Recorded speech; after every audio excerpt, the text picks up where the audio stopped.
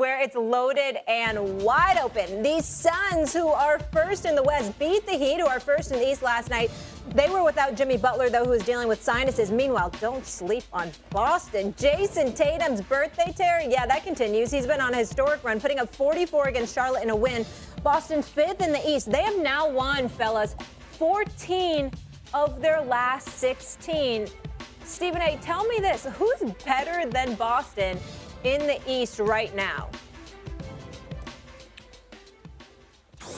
Right now, I can honestly tell you over the last few games, the only team that's really looked better than Boston is the Philadelphia 76ers. Now, again, it's fluid. And so anything could happen over the next few weeks. Oh, here we go. But at this moment right now, could you stop pivoting? I'm always joking. I'm always joking because I love saying it's fluid. I love saying it's fluid, but I'm dead serious right now. We know, yeah, we know it's fluid. That works for Stephen A's list, but I don't know about this. Keep going. But in all seriousness, you can't definitively say anyone looks better than the Celtics right now at this moment because of how they're defending. See, Tatum is on a tear. But if you watch them over the last few games, Jay, they're moving the basketball. They're playing very selfless. Mm-hmm. It's not, okay, Tatum, it's your turn. Now, Jaylen Brown, it's your turn, and we'll throw you a bone here, there, Marcus Smart, Al Horford, Theis, or anybody else. It's nothing like that. And give Brad Stevens credit for acquiring this kid White from San Antonio. Give Marcus Smart credit for calling out the team early in the season the way that he did. Give Tatum and Brown credit for getting together, meeting with one another, and basically understanding what they need to do. Give Udoka.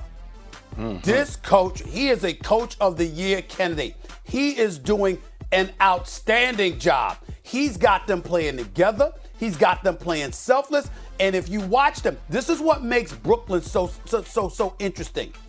Because Brooklyn, with Kyrie and KD's one-on-one ability, breakdown ability, that seems to be the only way to beat Boston because they recover so quickly.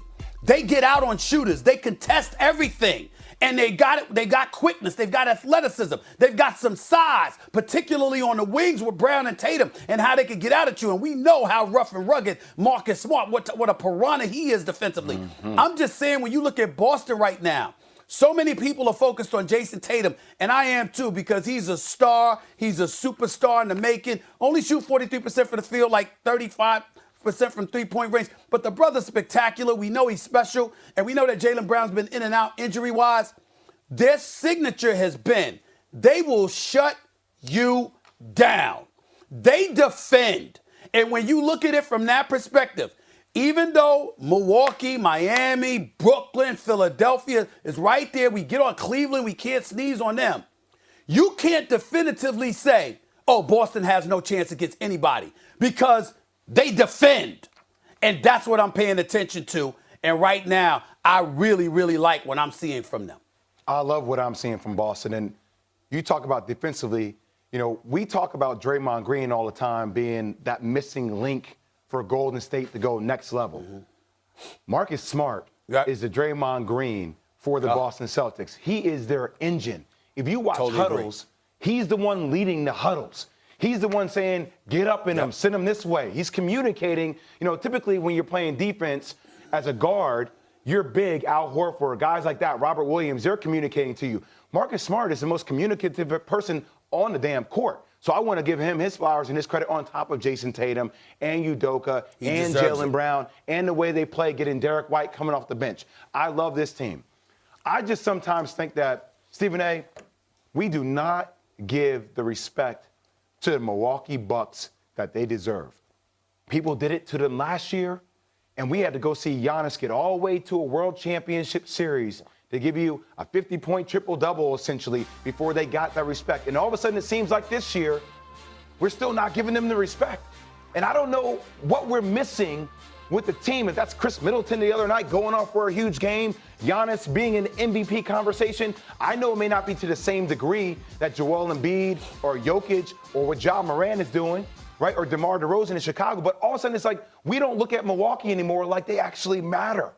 Like we just lose sight because Boston is playing the best basketball now. I'm still looking at the world champions as the team to be along with Philadelphia. So I get that Philly could be in that conversation. I can't put Brooklyn in that conversation because I don't know who Brooklyn's going to be at full strength, but I know I can give my respect and my praise to the team that won a world championship last year. Well, my response to you would be you need to watch First Take more because I've spoken on Milwaukee many, many times, and I understand that they're arguably one of the teams to beat. Here's the thing that you got to appreciate. See, sometimes when you're a champion, you lose sight of how people talk about you and how people feel about you because they don't say much. And I'm not surprised you miss it because you're a champion, and so you're not paying attention to those that's on the come up. You know, because you're at the top of the heap. We'll see you when it's time. That's the champion's mentality, and you can tell me if I'm wrong if you want to, but you know I'm right about that. A champion like yourself, it's like we here. We ain't worried about nobody else. We ain't worried about it. We'll see you when you get here. But the same thing applies to the fans. Like, for example, they beat Phoenix this past Sunday, right? Middleton drops 44. He been struggling all year. He dropped 44, all right? Drew Holiday, we know how he can defend.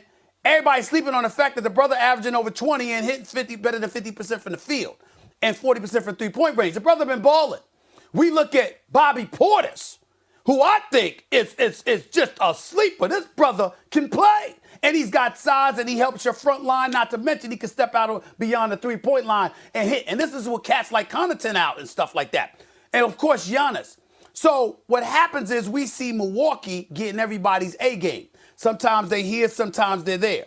We know they're going to be there when it counts, and you're going to have to deal with them, and you're going to have to go through them. So what we're focused on are those coming for them. And we're saying, who's got a chance to knock off the champions? Because the champions ebb and flow because they've been there and they understand what it takes. Just like when LeBron was in Cleveland. There was sometimes they were high, there was sometimes they low. We knew they were going to be there when it counted. You were going to have to go through LeBron in Cleveland. But you didn't see stuff during the regular season consistently from them because they're getting everybody's A game and they're pacing themselves. Same thing's applicable to Milwaukee. We're not disrespecting them. We're simply saying they're the champions. They know what it takes. They're waiting. Who can knock them off? Who is the team that can really, really make some noise against them? And when I look at Boston, all I'm saying is Boston's on the outside of the four looking in. They're the bottom four, not top four. But I look at them as a team that can knock off anybody in the top four because of how they defend. Yeah. That's what I'm saying. And that can't be ignored. I just think during the regular season is one thing. I have seen Boston shrink when it comes to the playoffs. So I'm curious to see what playoff team this will be when that moment comes. If it carries over. New day, new system, new coach. For sure. New day, new system, new coach. Our analytics have the Celtics winning the East. How about that? But you'll be back because we got a showdown in Philly to discuss. Kyrie playing, Jay? We'll get into that in just a minute. Jay will be right back. Let's get into some football. We'll bring in Tim Hassel back. Carson Wentz is now a Washington Commander. Carson traded after one season with the Colts for a package on draft picks. Wentz must be happy to be back in the NFC East, right? Where he played for the